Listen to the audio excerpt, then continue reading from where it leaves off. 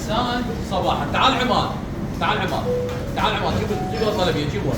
بس انت وين جاي تحكي؟ اشتغل عندنا عماد؟ لا، شنو اللي تريد عندنا؟ الشرقي والغربي، باع بيتزا وجمال البيتزا. يلا عيني اطلبها من مطعم كباب سي باص. شوف لك كانت الغربيه موجوده وعند الشرقي موجود. يلا يا حبيبي، يلا يا قلبي. شوف عين الجمال، شوف الاناقه، شوف الترتيب، شوف عيني، شوف هذا عند مطعم كباب سي باص. الف هلا مرحبا. راح نجي الى القسم الغربي. القسم الغربي مثل ما متعودين علينا اليوم مناسب. عندنا شنو؟ عندنا ام العراوي الدائريه. شوف عيني، صلوات على محمد وال محمد. انت فقط تتصل والباقي علينا. طلبيه الجادريه. الف عافيه من مطعم كباب سي باص. يلا تعال تعال عيني. الله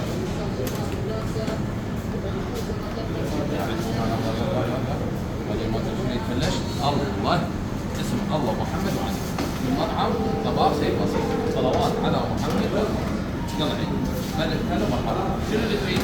خادم ولا مين؟ يلا عيني شيل عيني، شوف لي عيني، شوف الترتيب. ها شنو هذا؟ هذا التفصيل عند مطعم كباب سي باص. طلب من عند الزبون، طلب الدومه، والدومه شلون تصير عندنا؟ دومه الجاشوب فيها شلون راح تصير عندنا؟ شوف العين الدومه، جمال الدومه، الله شوف العين. دومه بيش؟ ب 15.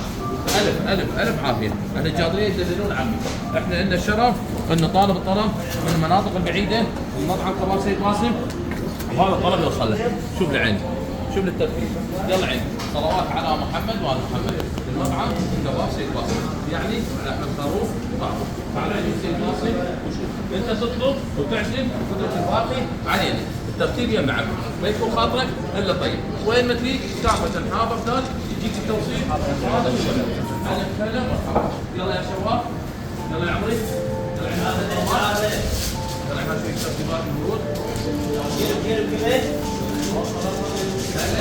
هلا بالمطعم كباب سيد باسم ممثل عشاق صار جار.